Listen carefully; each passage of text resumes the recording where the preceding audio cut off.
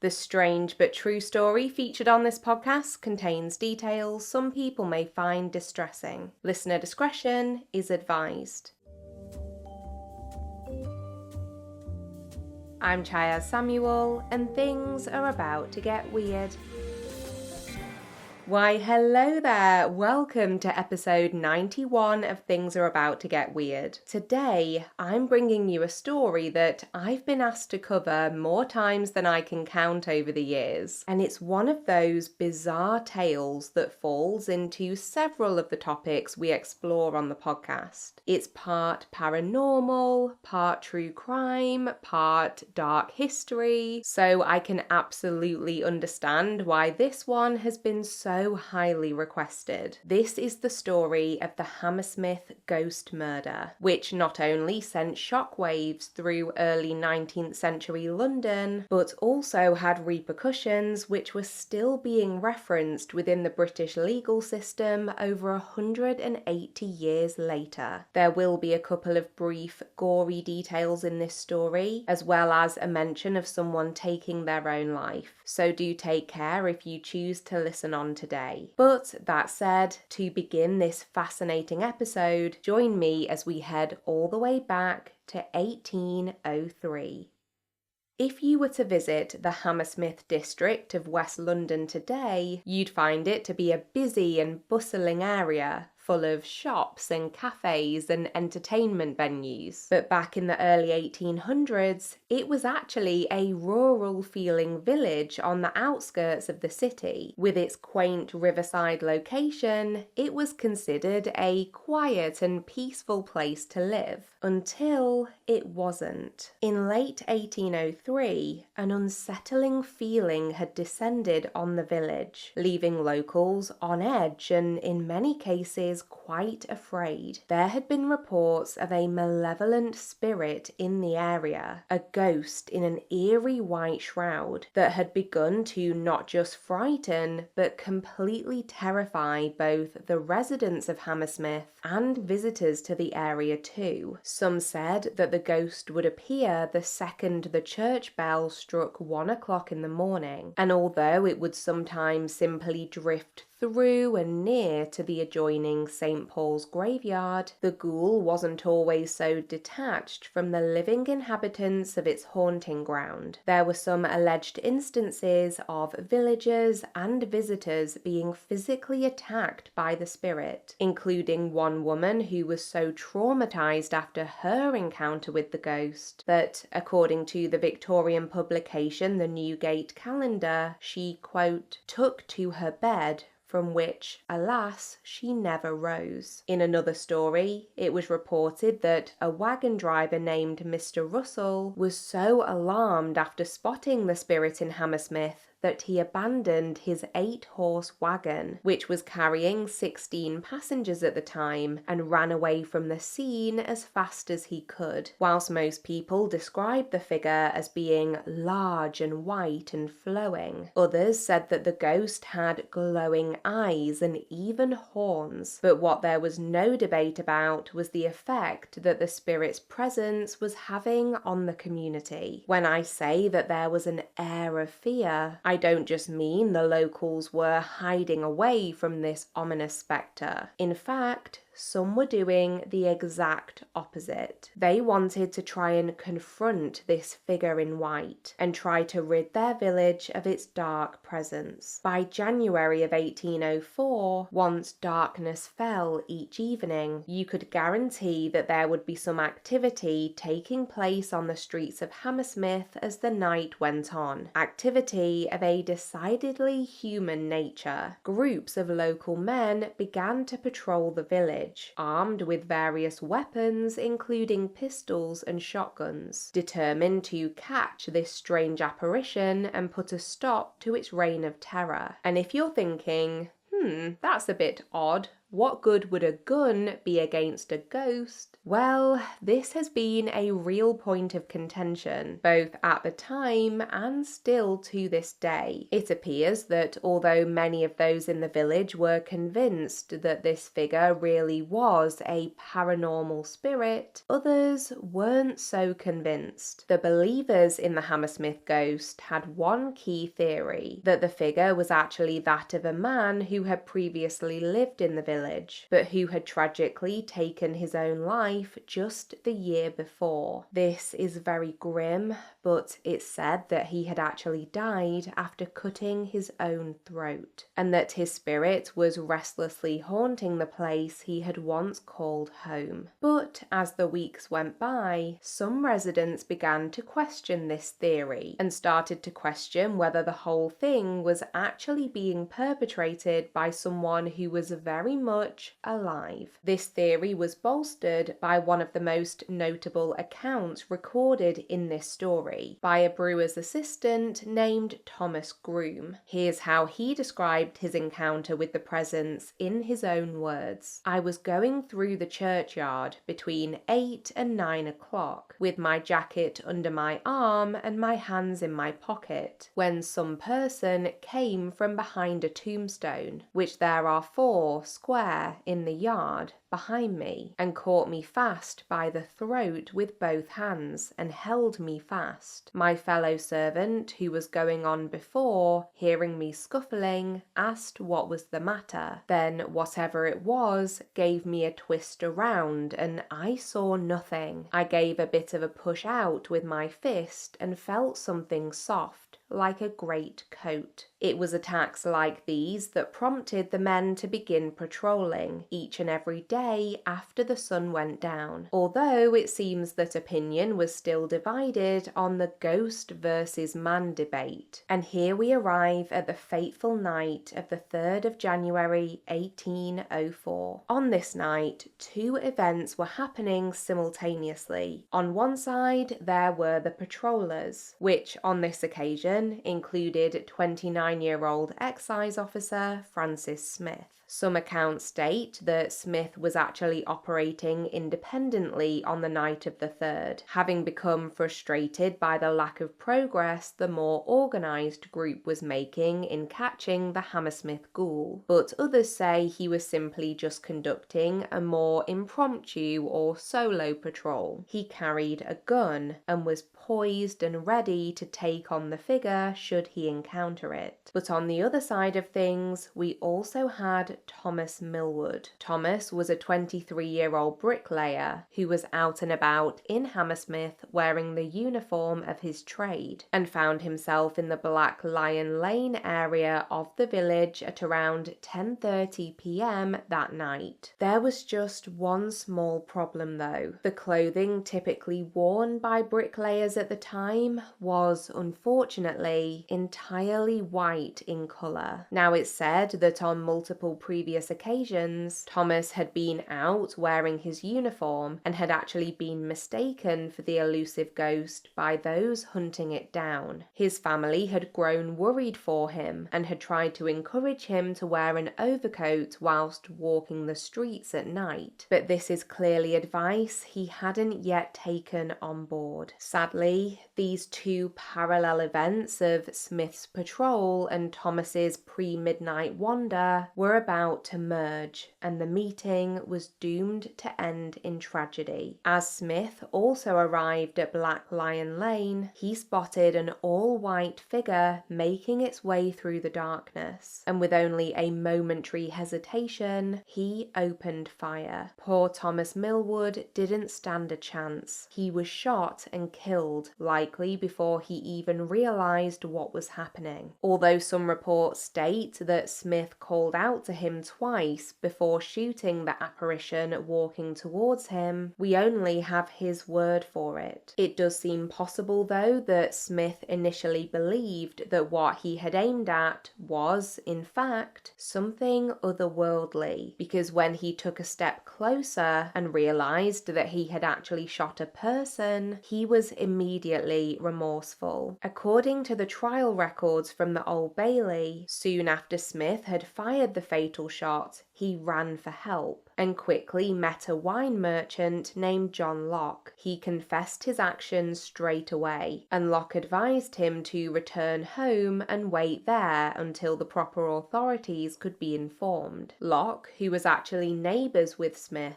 described him in court as being a mild man who he had known for some time, stating that he was well liked and that no one had anything bad to say about him. Locke described the lane where Thomas had been killed as being very dark and confirmed that Thomas had indeed been dressed head to toe in white, implying that he understood how the confusion could have occurred. We know that after Locke had told Smith to go home, he did so, but it wasn't long before there was a foreboding knock on his door. Though I'm sure he knew what was waiting for him on the other side, a visibly upset Smith opened up, and he was promptly placed under arrest on suspicion of willful murder. The events of the 3rd of January were the culmination of the intense pressure that had built up within Hammersmith over the previous few weeks. Just a few days before Thomas was killed, there had been some significant sightings of the ghoul, which had only increased the tension. For example, a watchman named William Girdler testified in court that he had observed the Hammersmith Ghost on the Tuesday before the shooting. It seems that Girdler was in the skeptical camp, believing the figure to be a person dressed up in either a white sheet or a white tablecloth.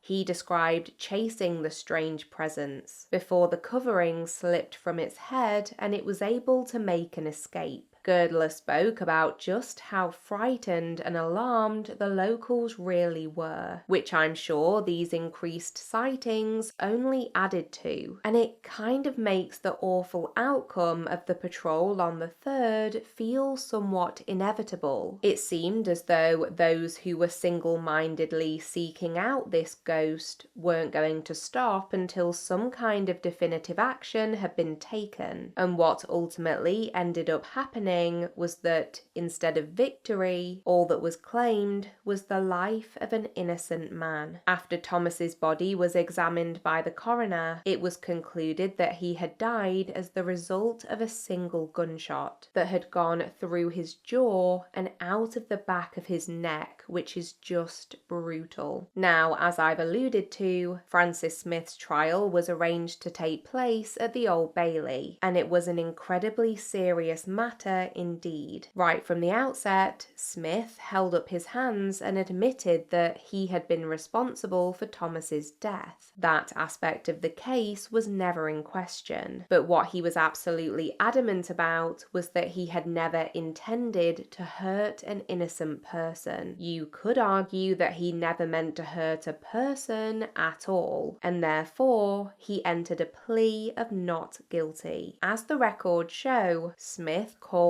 12 different witnesses at his trial, who all declared under oath that he had a good character and wasn't the kind of man to just murder someone in cold blood. But the prosecution aimed to demonstrate that he had acted irrationally, driven by superstition and panic rather than facts, and that his reckless disregard for the consequences of shooting into the darkness meant that he should receive the harshest possible sentence. And what happened next was very interesting indeed. The judge in the case, Lord Chief Baron MacDonald, had given the jury some very specific instructions before they had retired to deliberate their verdict. He had made several analogies about the crime that had been committed, saying that if they were talking about a man who had armed himself with a gun and gone out onto a highway looking for a robber to shoot, found someone he thought could be a robber and shot him mistakenly, then it would still be murder. Additionally, as the Newgate calendar noted, quote, "However disgusted the jury might feel in their own minds with the abominable person guilty of the misdemeanor of terrifying the neighborhood, still the prisoner had no right to construe such misdemeanor into a capital offense, or to conclude that a man dressed in white was a ghost. In this case, there was a deliberate carrying of a loaded gun, which the prisoner concluded he was entitled to fire, but which he really was not, and he did fire it with a rashness which the law does not excuse. In all the circumstances of the case, no man is allowed to kill another rashly." Now, the thing is, it's really not completely clear whether Smith actually thought Thomas was a ghost in the paranormal sense, or whether he had actually thought much at all. From everything I've read, I think the most likely scenario is that he had become so wrapped up in the Hammersmith Ghost frenzy that all logic seemed to have stopped becoming a consideration. And I believe that this is something the jury took on board when they delivered their verdict, that Smith was guilty of manslaughter. But, and here's where this gets even stranger, 3 judges who had heard the case actually came back to the jury and said, "That's not going to fly." There were no legal grounds on which they could settle on manslaughter rather than the more serious verdict of murder. They either had to find Smith guilty of murder or acquit him altogether. The judges reminded the jury that Thomas Millwood hadn't been trying to run away from the scene, like he'd been caught in the act. But more importantly, the fact was that even if Thomas had been the mysterious and devious Hammersmith Ghost, which he clearly wasn't, that still would not have justified Smith taking his life. The ghost's crimes would have amounted to a charge of misdemeanor nuisance at best, by the standards of the time, which would absolutely not carry the possibility of capital punishment as a sentence. The jury were at a crossroads, but it didn't take them long to decide which path their consciences were telling them to go down, and they ended up finding Francis Smith guilty of murder. He was sentenced to death and was set to be executed the following Monday. After this, his body would be handed over to a surgeon who specialized in dissection for the purposes of medical and anatomical research. Now, during the wait for the final verdict and sentence, the members of Smith's family who were present in court were incredibly distressed, as you can imagine, and it's said that this sentiment was shared by many others in the courtroom. According to the Newgate calendar, quote, "The prisoner, who was dressed in a suit of black clothes, was then 29 years of age, a short but well-made man, with dark hair and eyebrows, and the pallid hue of his countenance during the whole trial, together with the signs of contrition which he exhibited, commanded the sympathy of every spectator. Then, when the guilty verdict was confirmed, he was said to have sunk into a state of stupefaction, exceeding despair." But this wasn't set to be the end of the story by any stretch of the imagination. The rigid application of the verdict and death sentence was not something even the judge, Lord Chief Baron MacDonald, could bear to stand by. He immediately said, "Look, the jury had to do this, but I need to escalate this to make sure that we can stop this person who is clearly full of remorse from being executed at the very least." He managed to pause the imminent execution and referred the case to the Crown. Within weeks, Francis Smith actually received a merciful gesture from King George III. The king had the power to reduce the severity level of the crime back down to manslaughter, which meant that Smith would now be spared the death penalty, and his sentence was brought all the way down to 1 year's hard labor. To be honest, that feels like quite the jump to me, but I can only assume that it was again in keeping with the precedents and customs of the legal system at that time. So clearly this was a good outcome for Smith, but I'm sure an incredibly difficult one for Thomas Millwood's family to come to terms with. And it was this grey area in between, the question of intent, that meant that the Hammersmith Ghost murder trial would remain a sticking point within the British legal system for a very long time to come, until the early 1980s to be exact. Essentially, what this case highlighted was a gap in what defense was available to someone who truly believed that their actions were justified in a situation, but were ultimately completely mistaken about the situation itself. If Smith had been driven by the same fear that had consumed his entire community, and a genuine belief that he was shooting at a supernatural or paranormal being, even though he'd got it completely wrong and ended up killing an innocent man, was he still entirely culpable and guilty of murder? It was only due to the monarch stepping in that he wasn't executed. So therefore, was the court's ruling a just and fair response? It was something that was continually debated within different trials and amongst legal experts for almost 180 years, with no additional solid clarification until the case of the Crown against Williams, which was heard by the Court of Appeal in 1983. In a nutshell, the person who was appealing against his conviction of actual bodily harm, Mr. Williams, argued that he had been mistaken about the circumstances in which he ended up injuring someone. On the day of the incident, Mr. Williams had seen a man appearing to assault a younger man who was shouting out for help. He intervened, and the struggle resulted in the older man receiving injuries to his face and teeth.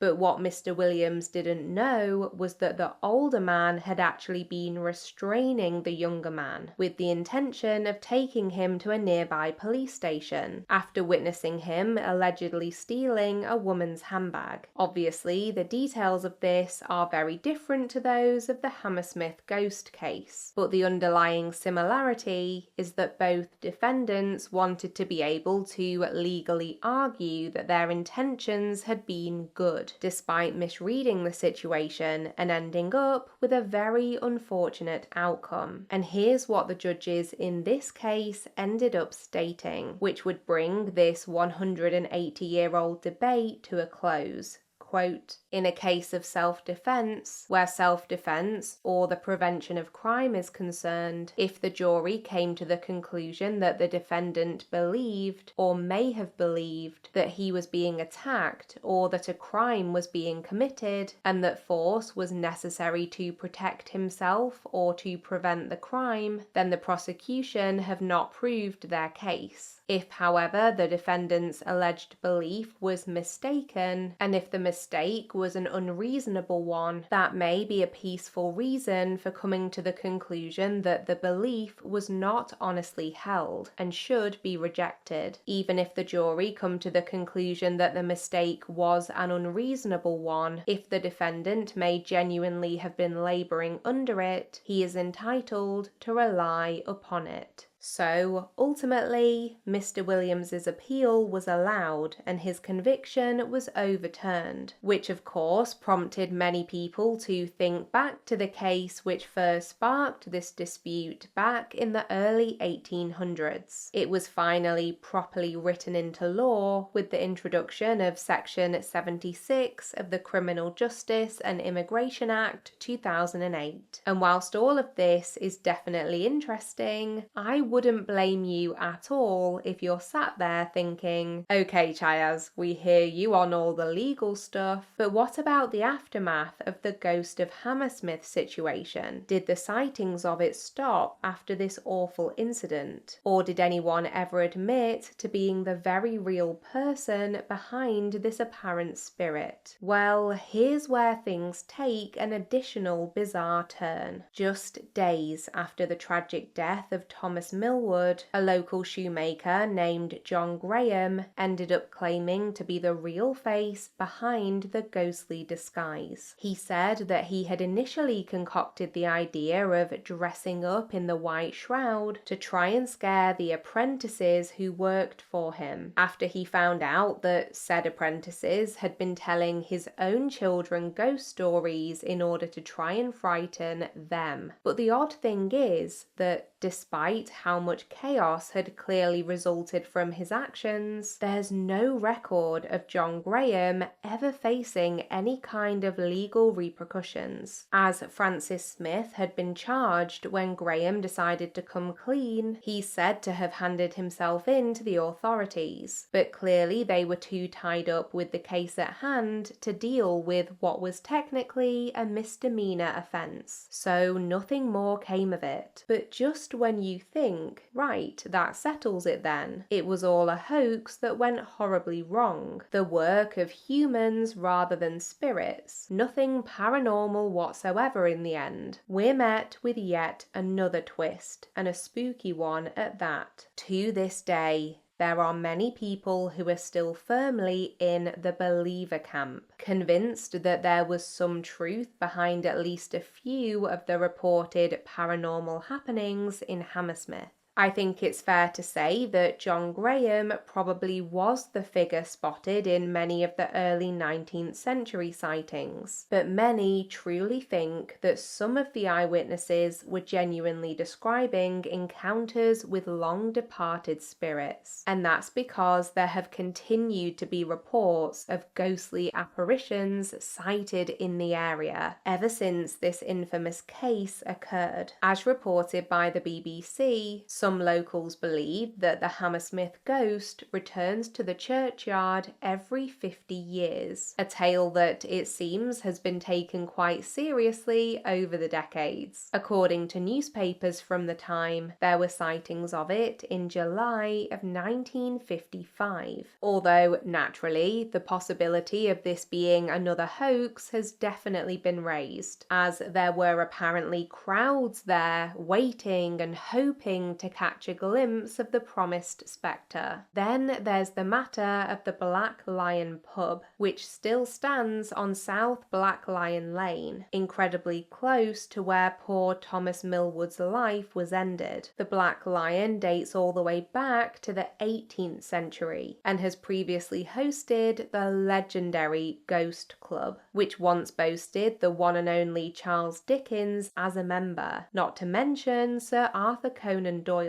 The current chairman, barrister Alan Murdy, told the BBC that the group had planned a meeting there back in 2004. I'm sure that the historical notoriety of the location played a large role in this choice, but according to the pub's then landlord, Kevin Sheehy, quote, "We do have some strange goings on in the pub. The chef lives upstairs and has been woken up half a dozen times by someone speaking his name, but there was no one there. The pub definitely embraces its spooky past, even displaying a plaque which commemorates the events of 1804. Hammersmith also played host to numerous other reported spirit sightings during the 19th century, though many were proven to be hoaxes. But this fascination with ghostly apparitions seemed to subside a little after the alleged emergence of one of London's most enduring Victorian folklore figures, which was, of course, Spring-Heeled Jack. But that is a different story for a different day. Although the legal side of the Hammersmith Ghost case has been resolved, I think the debates around the paranormal side will continue for a very long time to come, with these discussions forever linked with the loss of an innocent life and the mass panic that preceded it.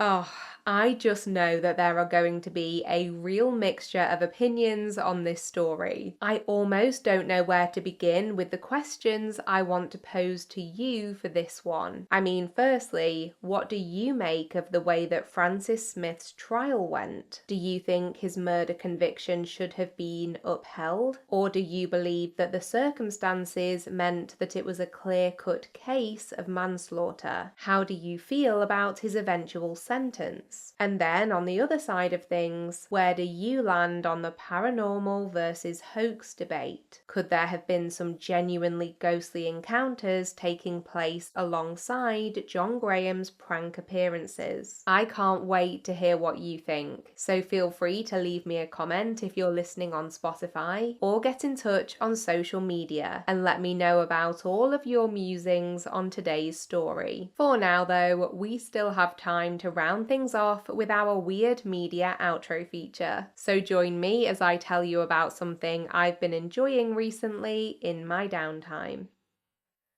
I have a documentary recommendation for you in Weird Media today, and if you're someone who keeps up to date with the latest kind of viral releases, if you will, this is something that I'm sure will be on your radar. Should I Marry a Murderer was recently released on Netflix and tells the story of a lady named Caroline who fell in love with a man and very quickly got engaged to him before he revealed a horrifying secret that he had been responsible for the death of a man near to his home in Scotland a few years prior. That's all I'm going to tell you about the case. I don't want to give anything away, but the reason I'm recommending this documentary today is because it's been so divisive, and if you've already seen it, you'll understand why. I think on its own, it's an incredibly fascinating and harrowing look into the turmoil that Caroline experienced at this time in her life. I actually have a lot of sympathy for her. A lot of the discussion around the documentary has been about her reactions and responses to the situation she found herself in, and I think a lot of people have been quite unkind. But again, this will make more sense if and when you watch the show. One big thing I will say though is that for me, there was far too little focus on the victim in this case, a cyclist named Tony Parsons, although BBC Scotland have covered a lot more of his story in their murder case episode The Vanishing Cyclist. However, if you take the two together, it forms a much wider picture of the overall incident. I think Netflix have a real opportunity to do a follow-up to Should I Marry a Murderer, which focuses on the case from the perspective of Tony's family, but whether they would do this or not is a different matter. It's definitely an imperfect piece of media, but I still believe it's worth a watch because I think it prompts you to think much more deeply about what you're seeing on the screen. I know that my husband and I talked about the show for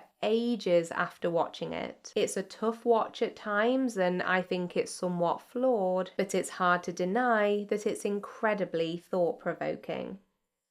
I am so glad you decided to click on today's episode. Thank you so much for joining me. In the show notes or description box, I'll be including links and shout outs to all of the sources I used during my research. And I'll also be listing our social media pages as well as our email address. As I say, if you're listening on Spotify, please feel free to leave us a comment. And you can also get in touch on Instagram, TikTok, Facebook, or Threads and tell me all about your take on today's story. If you've enjoyed this episode, I am always genuinely appreciative of a quick rating or review on Spotify or Apple Podcasts. It's an amazing free way to support the show. Finally, if you're watching on YouTube, please feel free to subscribe and give this video a thumbs up. Thank you again for being here today, and I'll be back next week with a brand new strange but true story to tell you. So until next time, take care of yourself and others and keep it weird,